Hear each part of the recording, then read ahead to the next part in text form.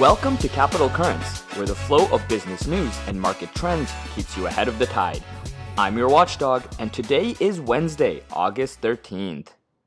In today's episode, I'll tell you what the latest inflation report said and the impact that it has from tariffs.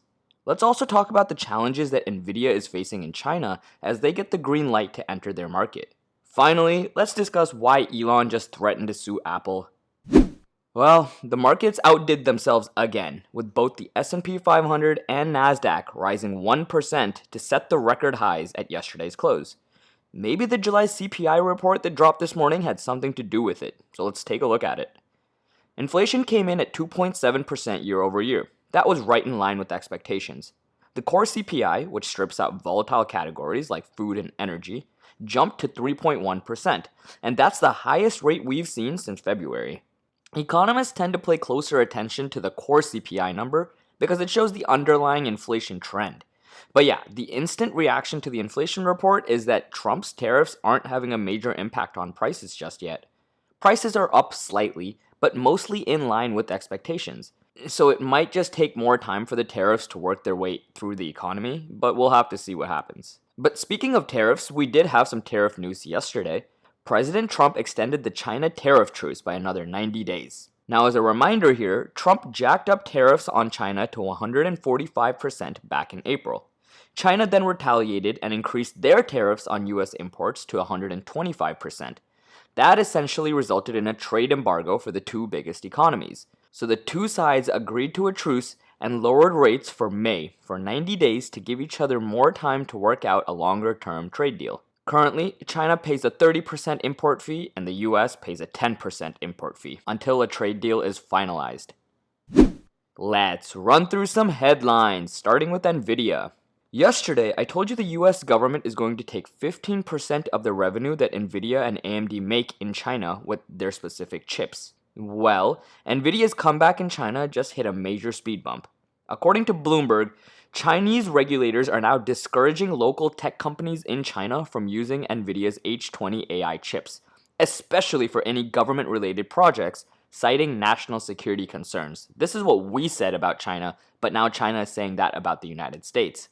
Tech giants in China like Alibaba, Baidu, Tencent, DeepSeek, and a bunch of others are spending billions of dollars developing AI models. And they're trying to use the best chips that they can get their hands on, which right now is NVIDIA's H20 chips. But with the government putting pressure on Chinese tech companies to reconsider buying from NVIDIA, it's creating an environment where it's not illegal to buy NVIDIA chips just yet, but it is politically incorrect, which is basically super illegal in China. The Chinese government might be doing this because they want Chinese tech companies to reduce their reliance on NVIDIA's chips. In fact, local chip makers like Huawei and Cambricon have gained market share in China over the last few months because the H20 chip was banned by the US government. So the Chinese government doesn't want to be in a spot where their tech companies are reliant on NVIDIA moving forward. But this is also a very tough position for NVIDIA to be in. They finally got approval from the Trump administration to start exporting their chips to China, and now they're facing an intense pushback from the Chinese government. So I have a feeling that Jensen Huang might be spending a lot of time on his jet going back and forth from DC to Beijing. Let's shift gears and talk about Elon, because he just threatened to sue Apple. Elon is accusing Apple of clear-cut antitrust violation when it comes to their App Store and showing more favoritism to the ChatGPT app. Elon is upset that his Grok AI and his X aren't featured in Apple's must-have app section on the homepage of their App Store, even though both of his apps are ranked high on the charts. Grok is currently ranked number 5 on the free app section, and X is currently ranked number 1 in the news category.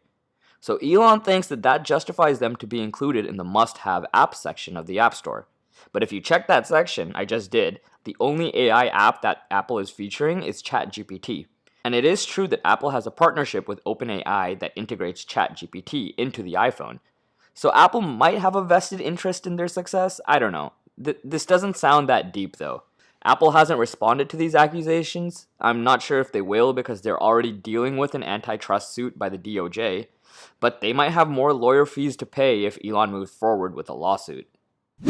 That's all the business headlines I have for you. Let's take a look at some stocks making moves.